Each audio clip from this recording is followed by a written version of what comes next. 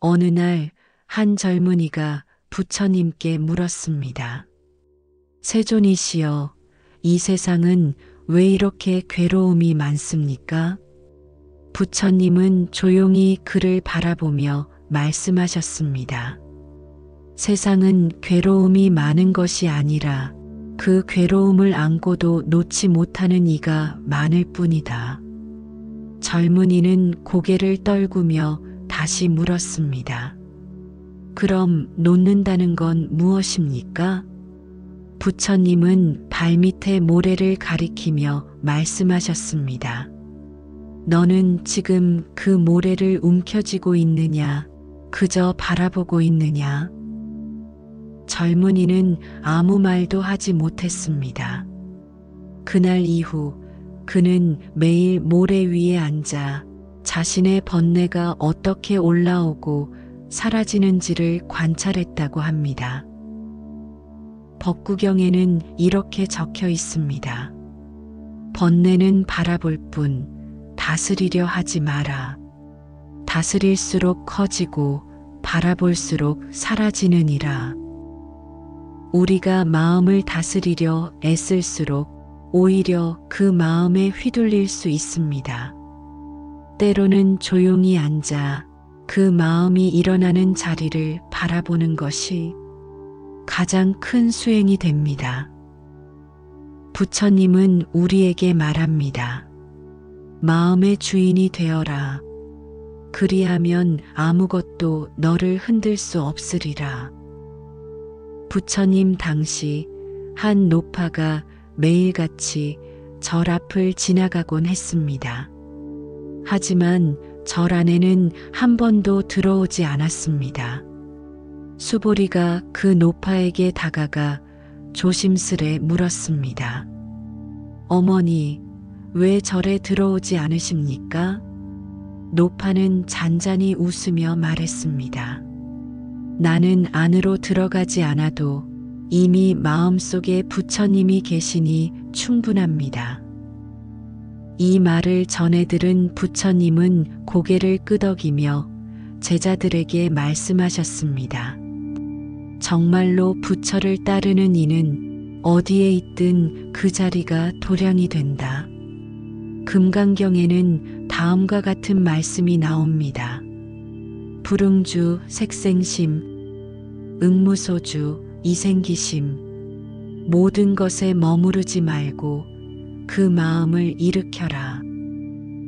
이 글귀는 지금 내 마음이 어디에 머물러 있는지를 다시 보게 만드는 말씀입니다. 우리는 자주 걱정에 머물고 후회에 머물며 살아갑니다. 하지만 마음은 머무름이 없을 때 비로소 고요해집니다. 노파의 말처럼 어디에도 집착하지 않는 마음이 진정한 수행의 시작입니다. 오늘 여러분의 마음은 어디에 머무르고 계신가요?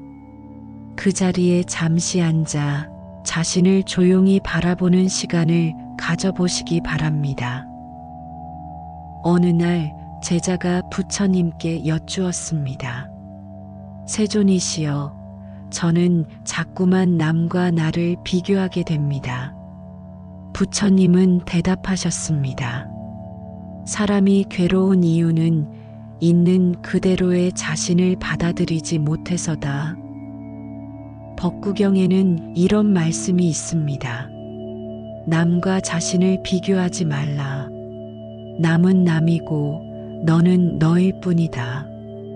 세상에는 나보다 뛰어난 이도 있고 부족한 이도 있습니다. 그러나 부처님은 있는 그대로의 나를 받아들이는 마음이 가장 위대한 지혜라고 말씀하셨습니다. 비교는 끝이 없습니다. 욕망도 자책도 모두 그 비교에서 생겨납니다. 거기서 벗어나는 순간 비로소 마음이 자유로워집니다. 제자는 그 말씀을 듣고 다음 날부터 아침마다 거울을 보고 이렇게 말했습니다. 나는 지금 이 모습 그대로 괜찮다. 지금 이 순간 우리도 그렇게 말해봅시다. 나는 지금 이대로도 충분합니다. 비교와 열등감에 휘둘리던 어느 수행자가 있었습니다. 그는 도량에서 남몰래 속삭였습니다. 왜 나는 저 사람들처럼 열심히 수행하지 못할까? 왜 나는 늘 게으를까? 이 말을 들은 스님은 조용히 말했습니다. 등불은 저마다 불빛이 다르다. 하지만 모두 어둠을 밝힌다. 부처님도 말씀하셨습니다. 자신의 길을 걷는 이는 남의 그림자에 흔들리지 않는다. 불경에 이런 구절도 있습니다. 자기 자신을 이긴 자가 1000명의 적을 이긴 자보다 위대하다. 우리의 싸움은 결국 남이 아니라 어제의 나입니다. 그 싸움을 이긴 순간 비교는 자연히 사라집니다. 부처님은 늘 우리에게 지금 이 자리에 너를 사랑하라고 말씀하십니다. 그 마음이 자리를 잡을 때 남과 비교하지 않고 그저 나의 등불을 조용히 밝힐 수 있게 됩니다. 한 수행자가 부처님께 물었습니다. 세존이시여, 상처 준 사람을 용서하지 못하겠습니다. 부처님은 조용히 말씀하셨습니다. 용서는 남을 위한 것이 아니라 너 자신을 자유롭게 하는 길이다. 법구경에는 다음과 같은 구절이 나옵니다. 분노를 분노로 갚지 말라. 자비로 분노를 제하라. 그것이 진정한 승리다. 우리가 용서를 못할 때 사실 그 괴로움은 상대가 아니라 내 마음속에서 자랍니다. 내가 그 기억을 쥐고 놓지 않기에 내 안의 분노가 커지는 것입니다. 한 노스님이 말했습니다. 상을 입은 그날부터 나는 그 사람을 위해 기도했다. 그 기도가 끝난 날 내 고통도 끝이 났다. 용서는 남을 위한 것이 아니라 내 마음의 고통을 내려놓는 지혜입니다. 그 첫걸음은 그 사람을 용서하겠다는 마음이 아니라 나를 더 괴롭히지 않겠다는 결심에서 시작됩니다. 부처님께서 한 마을을 지나시다가 분노로 가득 찬 남자를 만났습니다. 그는 부처님을 향해 욕설을 퍼붓고 침을 뱉으며 외쳤습니다. 너 같은 이가 무슨 깨달음을 말하는가? 그 말을 들은 제자들이 화를 내자 부처님은 웃으며 말씀하셨습니다. 누군가 내게 선물을 주려다 내가 받지 않으면 그 선물은 누구의 것이냐? 제자들은 대답했습니다. 그 사람의 것입니다. 부처님께서 고개를 끄덕이시며 말씀하셨습니다. 분노도 그렇다. 받지 않으면 그것은 그 사람의 몫이다. 법구경의 글귀처럼 누가 나를 욕하더라도 마음이 흔들리지 않는 자가 참으로 지혜로운 자다. 용서는 마음의 선택입니다. 받지 않는 것, 흔들리지 않는 것, 그것이 진정한 자비의 실천입니다. 한 제자가 부처님께 여쭈었습니다. 세존이시여, 저는 자주 두려움에 휩싸입니다. 부처님은 조용히 말씀하셨습니다. 두려움은 실체가 없는 생각의 그림자일 뿐이다. 반야심경에는 이런 구절이 나옵니다. 무계증무유공포, 두려움이 없으므로 공포 또한 없다. 제자는 다시 물었습니다.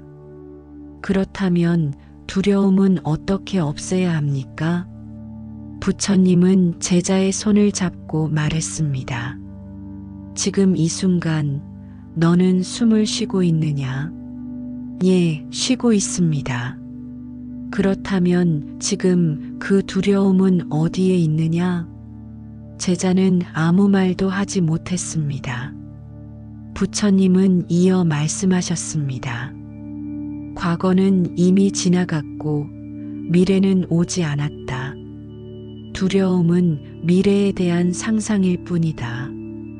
지금 이 순간 숨 쉬는 내 마음에 머무를 수 있다면 두려움은 자연히 사라집니다. 어느 날 수행자가 깊은 산속에서 명상을 하고 있었습니다. 어두운 밤 바람 소리에 깨어난 그는 곰이 나타났다고 착각하고 도망쳤습니다. 그날 이후 그는 매번 두려움에 사로잡혔고 명상조차 할 수 없었습니다. 그 사실을 들은 스님은 웃으며 말했습니다. 그대는 곰이 아니라 마음속 그림자와 싸운 것이네. 법구경에는 이렇게 쓰여 있습니다. 마음이 흔들리면 보지 못할 것을 보고 알지 못할 것을 안다 착각한다. 두려움은 대부분 우리 안의 상상에서 비롯됩니다. 지금 눈앞에 곰은 없습니다. 다만 떠오르는 곰일지도 모른다는 생각, 그것이 나를 괴롭게 할 뿐입니다. 부처님은 늘 말씀하셨습니다. 마음이 머무는 곳에 세상이 생긴다. 그러니 두려움을 이기고 싶다면 지금 내 마음이 어디에 머무는지 먼저 바라보아야 합니다. 두려움을 없애는 것은 용기가 아니라 깨달음입니다. 한 제자가 스승에게 물었습니다. 스님, 저는 자주 후회에 빠집니다. 과거의 내 말과 행동들이 자꾸 떠오릅니다. 스님은 말없이 바닥을 쓸었습니다. 그리고 말했습니다. 과거는 저 먼지와 같아서 닦으면 사라질 뿐이네. 부처님은 이렇게 말씀하셨습니다.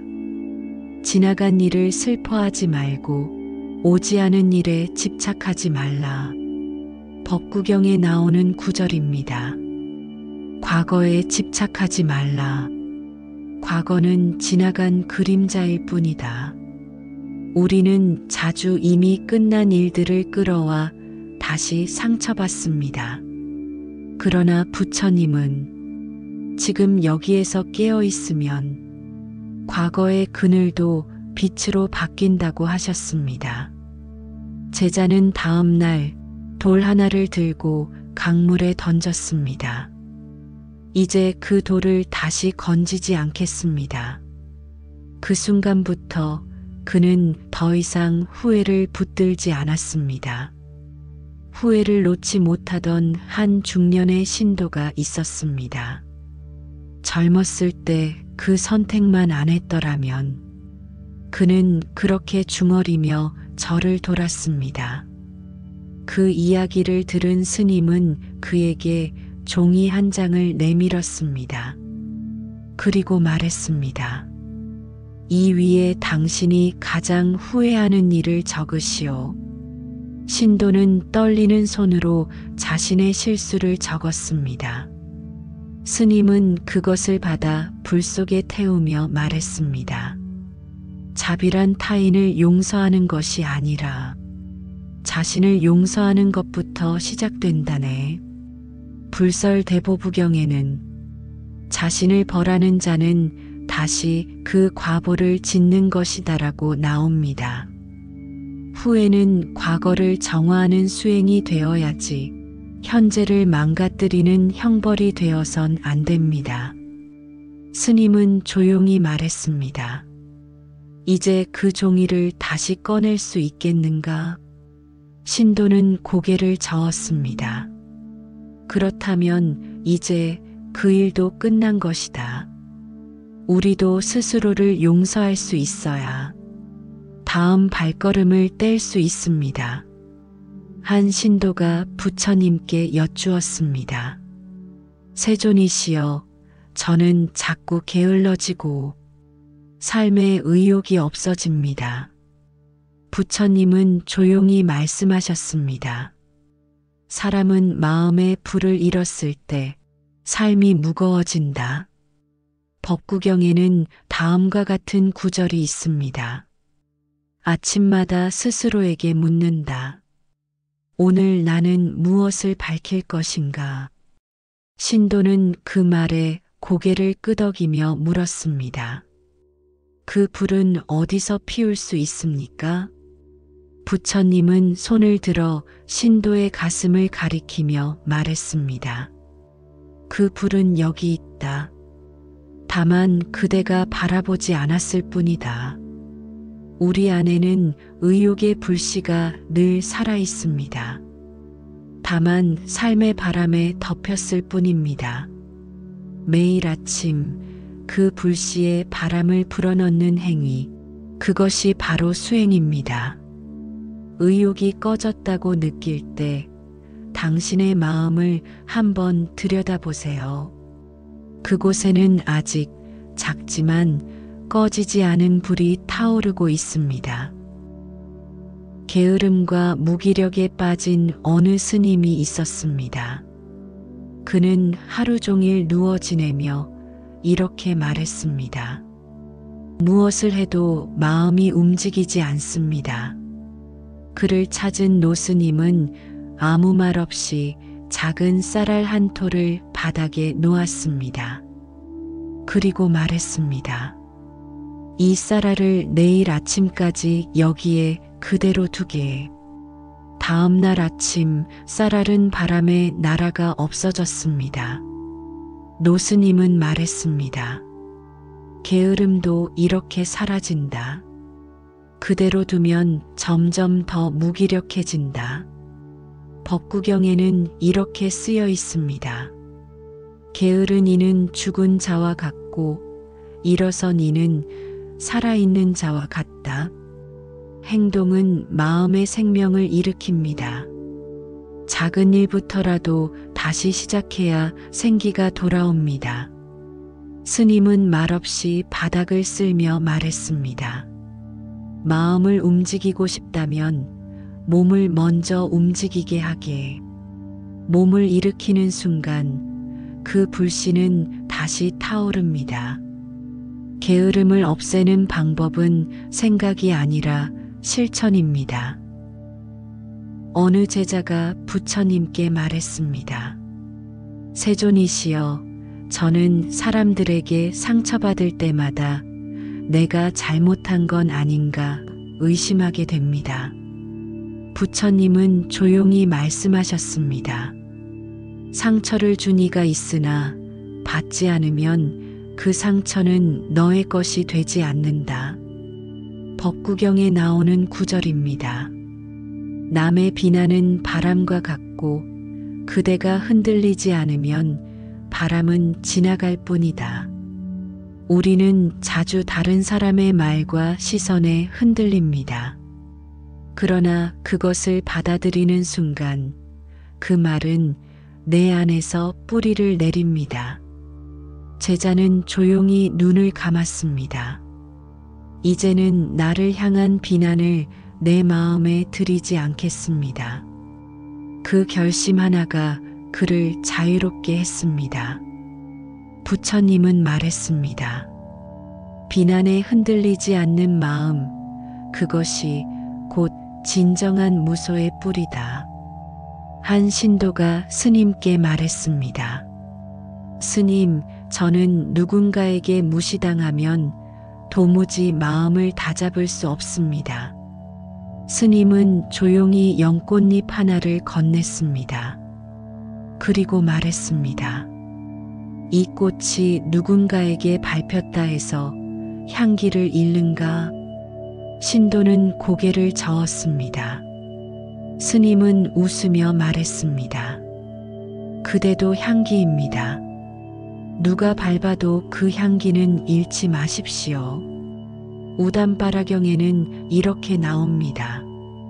남의 시선에 따라 마음이 일렁이면 그 마음은 늘 속박된다.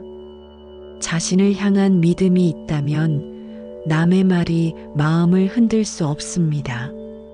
신도는 그날 이후 스스로에게 말했습니다. 나는 발표도 향기를 잃지 않겠다. 자기 확신은 비난보다 강한 방패가 됩니다. 부처님께서 한 마을을 지나시다가 한 남자의 집에 초대를 받았습니다. 그 집에는 가족들이 모여 있었고 사람들은 부처님께 환하게 웃으며 인사했습니다. 하지만 그중 한 젊은이는 아무런 인사도 없이 무표정하게 앉아 있었습니다. 부처님께서 조용히 그에게 물었습니다. 그대는 나를 반기지 않는 듯 하구나. 어떤 마음이 있는가? 젊은이는 대답했습니다.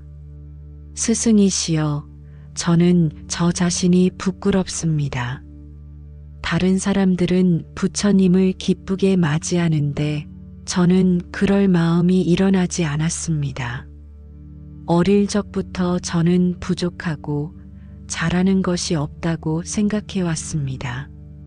부처님은 한참 동안 그를 바라보다 말했습니다. 하늘의 달은 때로 구름에 가려도 달빛이 사라지는 것은 아니다. 그대의 마음이 흐려졌을지라도 그 안의 빛은 여전히 남아있다. 법구경에는 자신을 존중하는 자는 어떤 비난에도 흔들리지 않는다는 구절이 있습니다. 우리가 상처를 받는 이유는 타인의 말 때문이 아니라 스스로를 미워하고 있기 때문입니다. 부처님은 다시 말씀하셨습니다. 그대가 그대를 받아들이는 날, 그 누구의 시선도 그대를 해하지 못할 것이다. 젊은이는 눈을 감고 부처님의 말씀을 가슴에 새겼습니다. 그날 이후 그는 매일 거울을 보며 조용히 다짐했습니다. 오늘도 나는 내 편이 되어야 한다. 자기 확신은 누가 대신 줄 수 없습니다. 오직 내가 나를 인정하고 받아들일 때 비난은 더 이상 마음에 들어올 수 없습니다.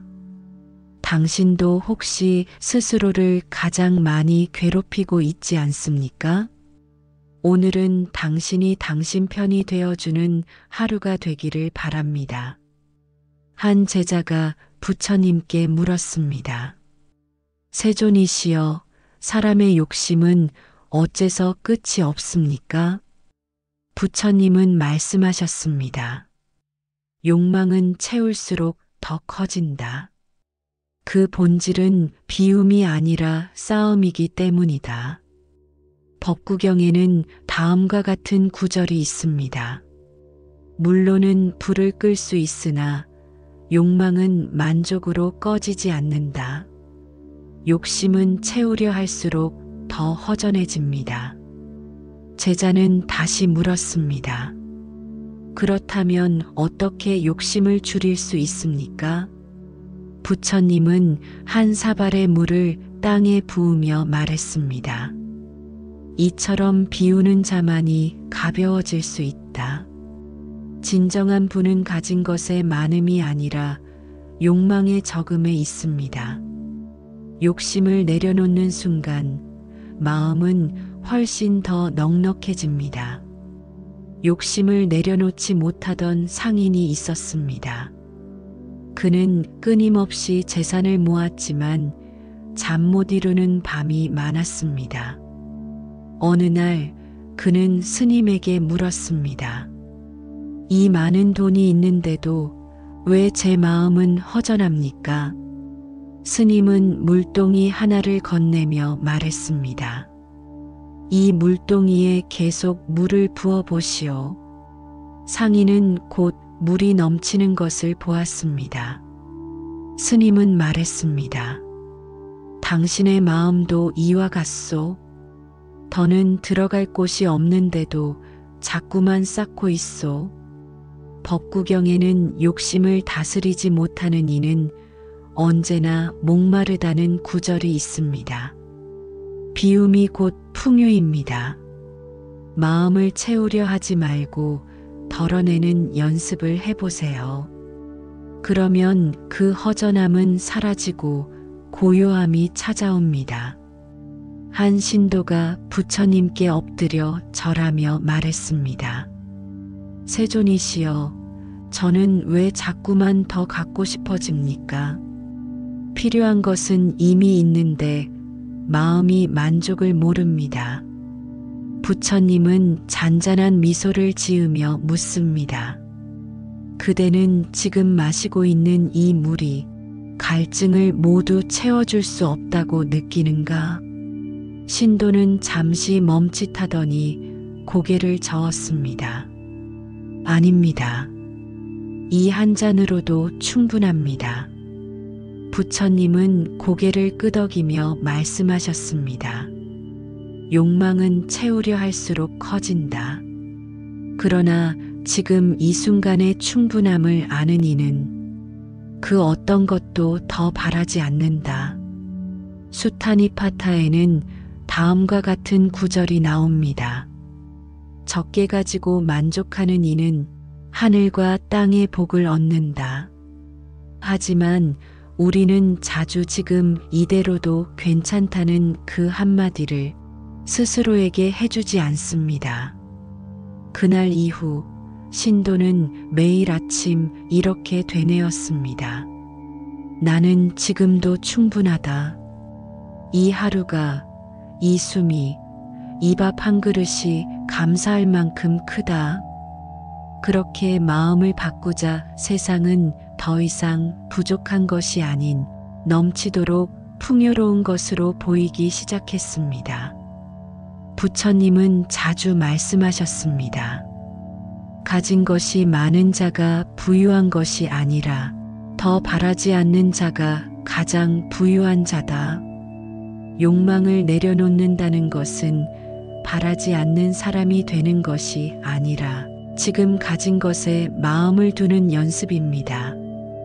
비워야 채워지고 멈춰야 보입니다. 이 순간 당신은 어떤 욕망을 품고 계십니까? 그 욕망을 잠시 내려놓고 당신 손에 이미 쥐어진 것을 바라보세요. 그 안에 당신이 찾고 있던 모든 것이 이미 다 들어 있습니다. 한 노스님이 말씀하셨습니다. 모든 괴로움의 뿌리는 어리석음에 있다. 부처님은 말했습니다. 어리석은 이는 자신이 어리석음을 모른다. 법구경에도 어리석은 이는 자신이 지혜롭다 생각하나 지혜로운 자는 자신의 어리석음을 안다는 구절이 있습니다.